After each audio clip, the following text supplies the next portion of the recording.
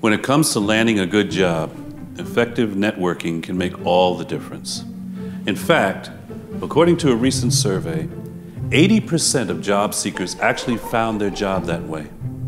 Networking is not about attending an event and asking everyone you come in contact with for a job, but it's a valuable practice of developing and sustaining professional relationships that can help you to identify job opportunities and turn them into career-enhancing positions. Now, while social media has become a hot tool for building powerful networks, nothing beats good old-fashioned face-to-face interaction in a group of like-minded individuals. So here are a few simple strategies to help you master the ever-popular in-person networking event.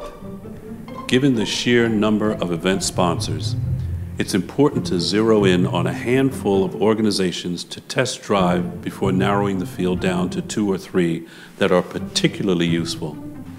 The idea is to become a regular at these events to establish your brand among a sea of familiar faces who will in turn sing your praises to newcomers. So do your research ahead of time and focus on groups such as affinity networks or alumni associations that are likely to attract professionals who share your interests and experiences. There is nothing worse than drawing a blank when someone asks you, "What do you do?" So it's a good idea to come up with a few succinct sentences that accurately describe your current career pursuits and future aspirations. You should also have a good sense of what you hope to accomplish. Is your goal to meet 5 new people or nurture a couple of specific contacts? And have business cards on hand in an easily accessible location such as a jacket pocket or compartment on the outside of your purse. The best way to connect is to follow the traffic pattern, and by arriving on time you can scope out the room to locate a good home base to work from. Veteran event goers will tell you that the best spot is to be close to the bar, because it's generally the first place people head for. So by standing a few steps away, you're in a perfect position to strike up a conversation as folks wait in line or come away with a drink. It also goes without saying that if you grab a drink yourself, nurse it slowly. Networking events can be awkward, especially if you're an introvert by nature. But research shows that by introducing yourself with a genuine smile and a firm handshake, you're far more likely to connect in a positive way. Make it a point to meet at least 5 of your fellow attendees, including the event organizer, who can be a wonderful resource for introductions. And start your conversations off slowly, with a bit of light, small talk using the free method as your basic framework.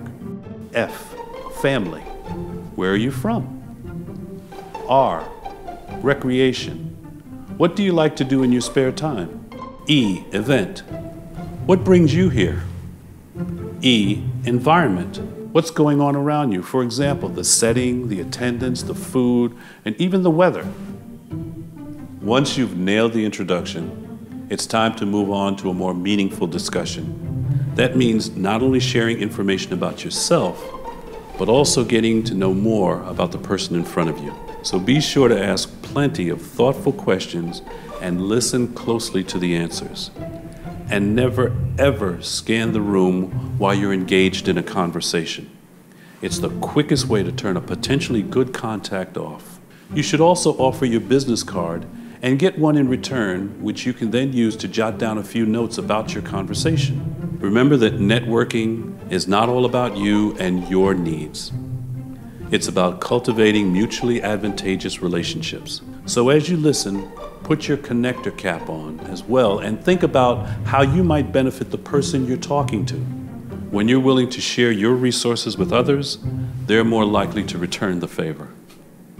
But don't make empty promises. Follow up within 72 hours of the event and encourage both parties to keep you in the loop once the connection is made. The same goes for sending additional information that you've agreed to forward, such as links to your social media sites or an interesting job posting.